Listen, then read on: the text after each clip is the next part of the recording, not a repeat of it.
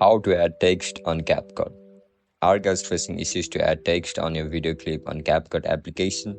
If that's so, then this video might help you out. Without further ado, let's get started. First of all, open CapCut on your mobile device. Once you open the CapCut, select the video that you want to add text on. After you open the project, now go to the part where you want to add text.